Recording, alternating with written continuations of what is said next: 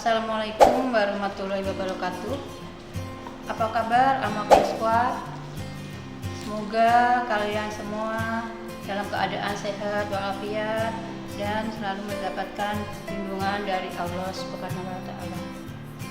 Pada kesempatan pagi ini, Ibu akan memberikan materi yang untuk kelas 11 ya.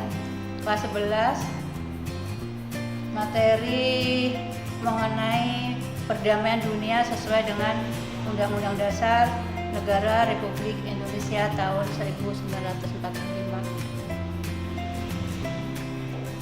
Sebelum kita menginjak ke materi, Ibu akan kasih tahu dulu mengenai KD dan KI-nya.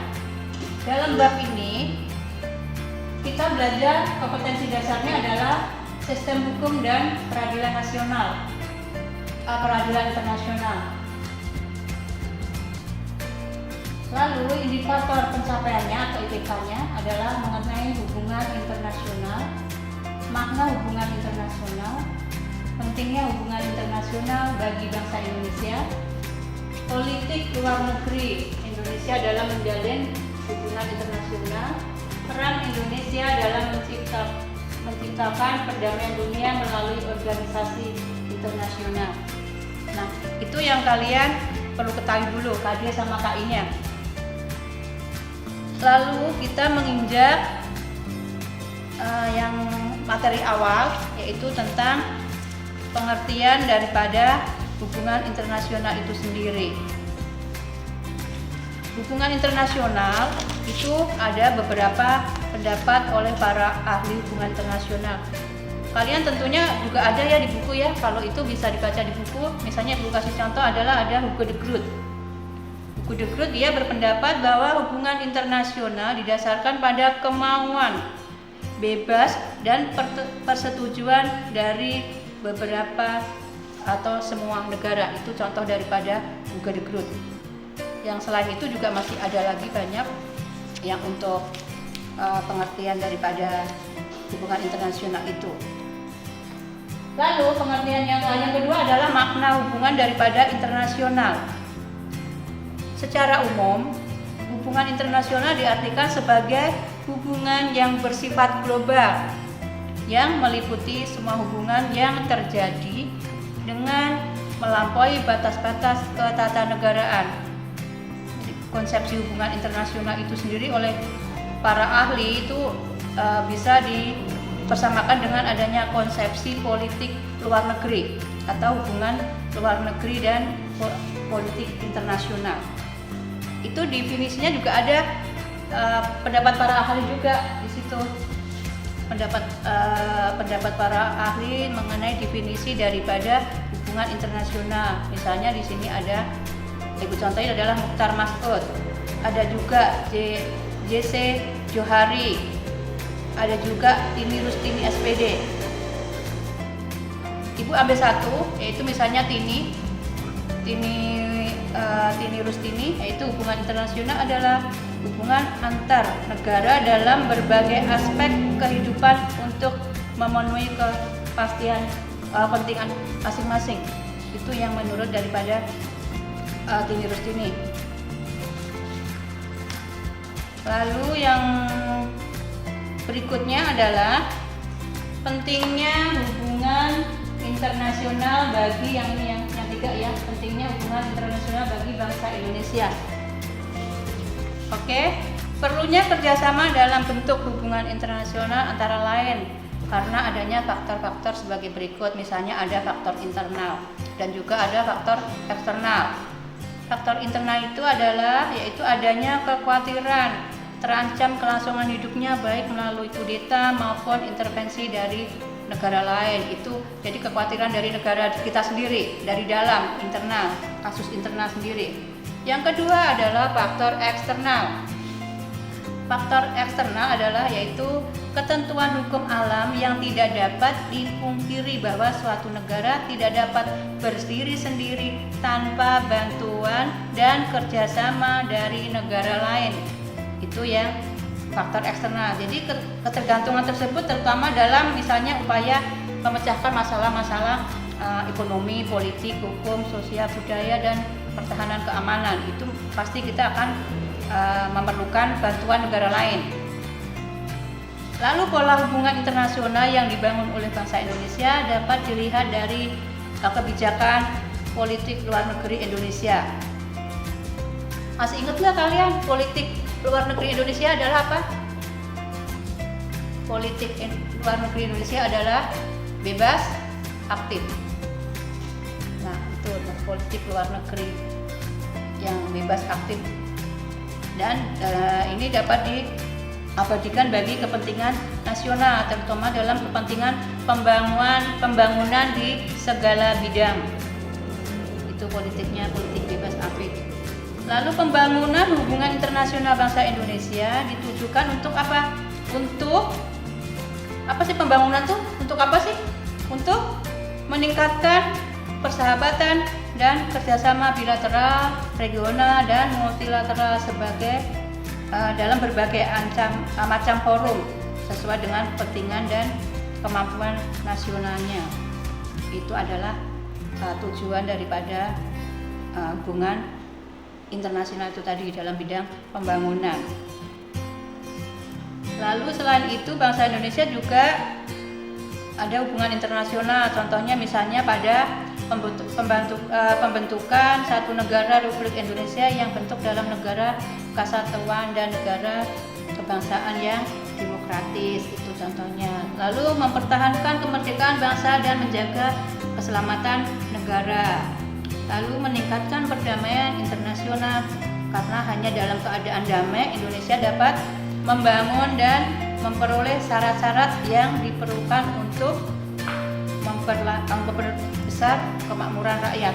Itu untuk intinya daripada untuk meningkatkan perdamaian internasional, sampai kelibet ibu ngomongnya ya. Itu salah satunya ya. Jadi sebenarnya masih banyak. Hubungan internasional itu diarahkan kemana saja masih banyak. Itu antara lain contohnya. Nanti bisa dikaji lagi lebih dalam, ada di kalian pelajarin bukunya, buku paketnya atau buku pegangan kalian. Jadi di sini adalah berdasarkan uraian di atas tadi dapat disimpulkan bahwa mencapai tujuan yang diharapkan dari pelaksanaan pembangunan hubungan internasional bangsa Indonesia harus apa? Senantiasa meningkatkan kualitas kerjasama internasional yang dibangun dengan negara lain. Untuk mencapai hal tersebut, bangsa Indonesia harus mampu meningkatkan kualitas dan kinerjanya daripada aparatur negara kita sendiri. Bagaimana skillnya, bagaimana cara kerjanya, itu untuk meningkatkan daripada kualitas kualitas kerjasama kita secara internasional. Jadi kalau misalnya kita kerjasamanya bagus, tentunya luar negeri kan juga nanti bakal percaya kita menjalin hubungan dengan negara lain, itu percaya bahwa Indonesia mampu diajak untuk kerjasama gitu. Intinya di situ. Untuk menginjak materi selanjutnya adalah politik luar negeri yang ini ya. Politik luar negeri Indonesia dalam menjalin hubungan internasional. Nah ini, hubungan yang dijalin oleh suatu negara dengan negara lain tentu saja tidak bisa dilepaskan dengan cara pergaulan antar negara. Jika dalam pergaulan manusia dalam lingkaran ketatanegaraan ada yang dinamakan dengan adanya tata krama pergaulan, maka dalam pergaulan antar negara pun juga ada hal-hal yang harus diperhatikan. Misalnya ada di setiap negara itu mempunyai kebijakan ataupun aturan politik masing-masing. Tapi kalau kebijakan itu nantinya bagaimana bisa dilaksanakan antara kedua belah pihak di dalam perjanjian itu sendiri. Itu berkaitan dengan hal tersebut. Jadi bentuk kerjasama dan perjanjian internasional yang dilakukan oleh bangsa Indonesia merupakan perwujudan daripada politik luar negeri. Itu tadi. Intinya adalah tiap-tiap masing-masing negara itu mempunyai aturan masing-masing, mempunyai kebijakan politik masing-masing. Lalu bagaimana caranya kita bisa menjalin hubungan dengan baik dengan negara tersebut? Lalu untuk mengetahui corak politik luar negeri Indonesia, coba kalian perhatikan pembukaan Undang-Undang Dasar Republik Indonesia tahun 1945, yaitu khususnya adalah alinea keempat. Alinea keempat apa tujuannya? Tujuan alinea keempat yaitu ikut serta dalam perdamaian dunia yang berdasarkan kemerdekaan abadi dan keadilan sosial. Nah, pernyataan tersebut mengidentifikasikan bahwa politik luar negeri kita memiliki corak tertentu. Pemikiran para pendiri negara yang dituangkan dalam pembukaan Undang-Undang Dasar 1945 didasari oleh kenyataan bahwa sebagai negara yang baru merdeka, kita dihadapkan pada lingkungan pergaulan dunia yang dilematis, karena kan negara kita baru berkembang. Mungkin negara lain sudah maju, kita baru berkembang. Bagaimana caranya kita menyikapi dan untuk meningkatkan kehidupan melalui perdamaian abadi dan keadilan sosial itu tadi, melalui politik luar negeri. Itu yang, karena kita berbicara di sini adalah politik luar negeri Indonesia adalah menjalin hubungan internasional. Lalu di situ ada peristiwa-peristiwa yang bisa menggambarkan bentuk kerjasama yang dikembangkan bangsa Indonesia. Misalnya Indonesia menjalin anggota PBB yang ke-60 ya pada tanggal 28 September 1950. Meskipun pernah keluar dari keanggotaan PBB, tapi bentuk protes diterima Malaysia menjadi anggota tidak tetap itu dengan kesamaan PBB itu.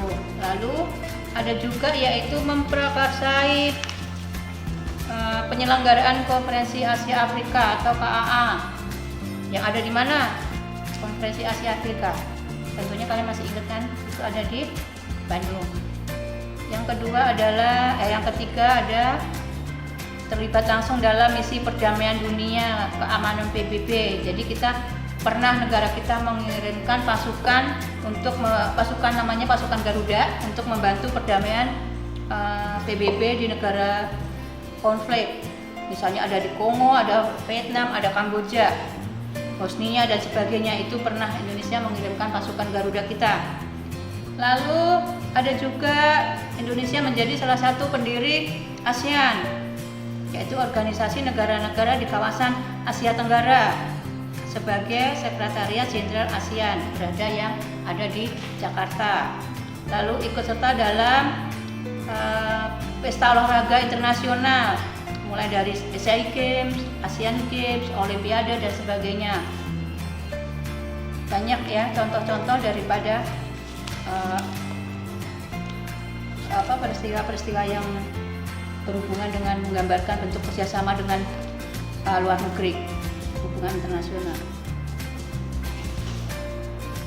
Lalu materi berikutnya adalah materi yang paling akhir, yaitu adalah peran Indonesia dalam menciptakan perdamaian dunia melalui organisasi internasional. Jadi kalau tadi politik luar negeri, sekarang peran Indonesia, bagaimana perannya Indonesia dalam menciptakan perdamaian dunia melalui organisasi internasional itu sendiri. Secara umum, organisasi internasional dapat diartikan sebagai organisasi yang berkedudukan sebagai subjek hukum internasional dan mempunyai kapasitas untuk membuat perjanjian internasional. Karena merupakan subjek hukum internasional, organisasi internasional mempunyai hak dan kewajiban yang ditetapkan dalam konvensi-konvensi internasional. Organisasi internasional pada umumnya beranggotakan negara-negara, akan tetapi meskipun demikian tidak menutup kemungkinan organisasi internasional itu terdiri dari berbagai badan hukum. Jadi bukan negara aja, ada juga berbagai badan hukum atau badan usaha. Lalu peran Indonesia dalam PBB ada juga, yaitu peran Indonesia dalam organisasi kerjasama Islam, dahulu organisasi konferensi Islam kita juga pernah mengadakan hubungan kerjasama dengan luar negeri. Kalau yang untuk PBB itu menjadi anggota PBB yang ke-60, tadi contohnya Indonesia mengirimkan pasukan Garuda atau apa itu tadi. Selain pasukan Garuda ada juga yang masalah pemberantasan itu ya, organisasi internasional ya, konflik-konflik yang ada di negara.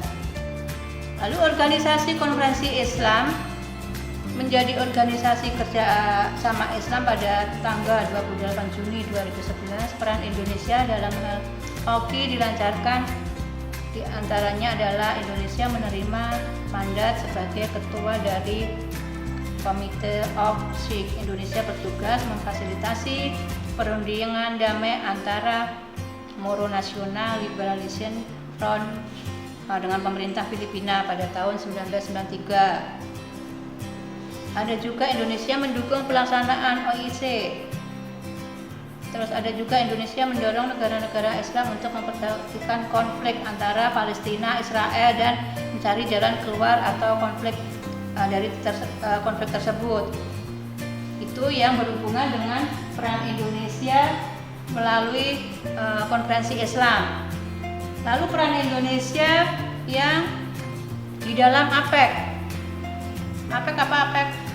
Yaitu adalah kerjasama atau forum kerjasama dalam bidang ekonomi yang terdiri dari 22 negara anggota. Itu APEC. Ada juga di situ keanggotaannya terdiri beberapa peran Indonesia dalam APEC. Misalnya Indonesia menjadi ketua dan tuan rumah KTT ke-21 APEC.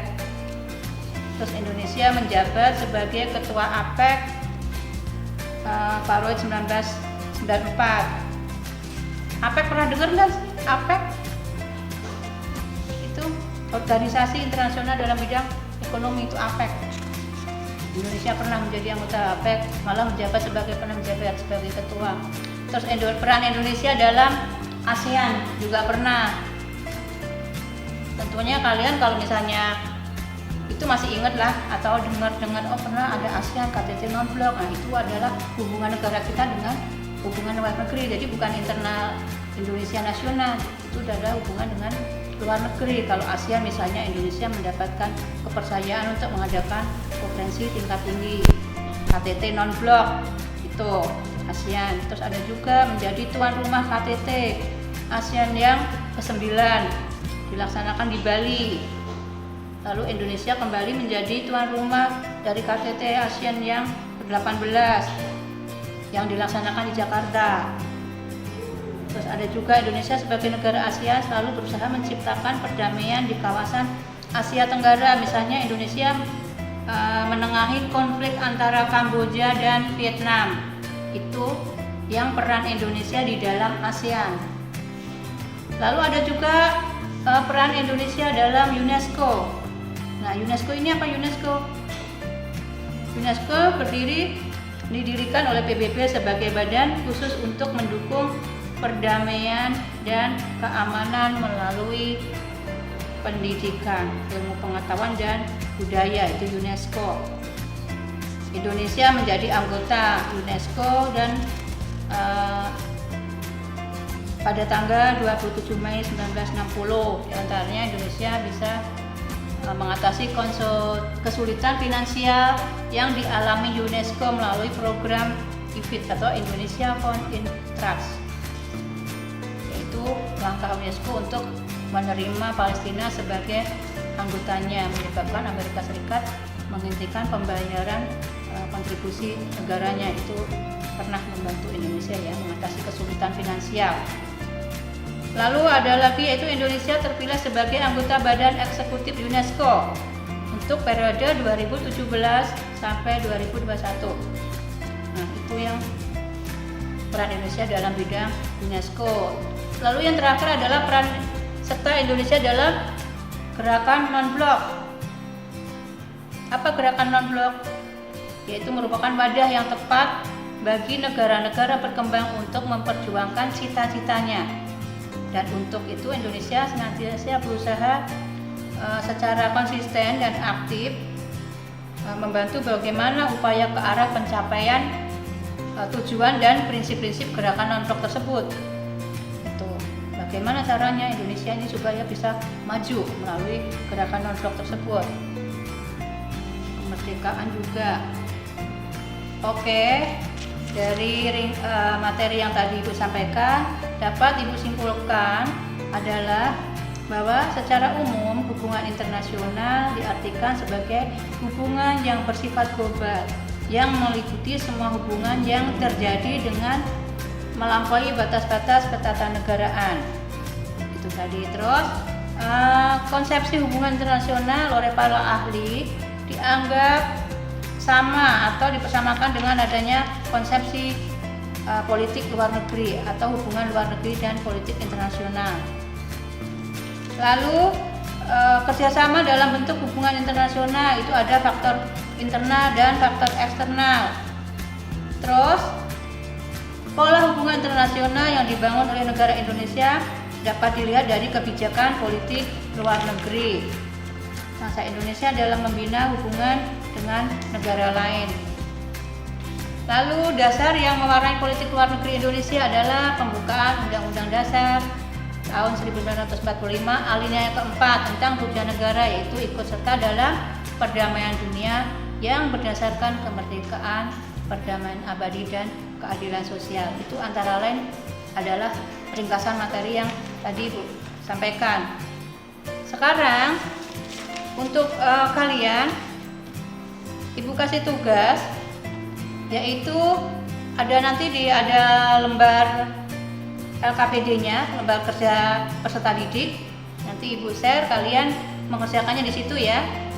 Di situ nanti sudah ada juga pertanyaan-pertanyaan yang kalian jawab. Jadi nanti kalau Ibu bacakan di sini nanti percuma, karena kan kalian nggak bisa cernanya cepetan ya. Jadi nanti Ibu share aja lewat PDF. Jadi kalian nanti mengerjakannya, soalnya itu Ibu share di PDF.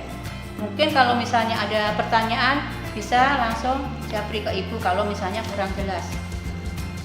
Oke, Ibu akhiri materi hari ini mengenai dinamika peran Indonesia dalam perdamaian dunia sesuai dengan Undang-Undang Dasar 45.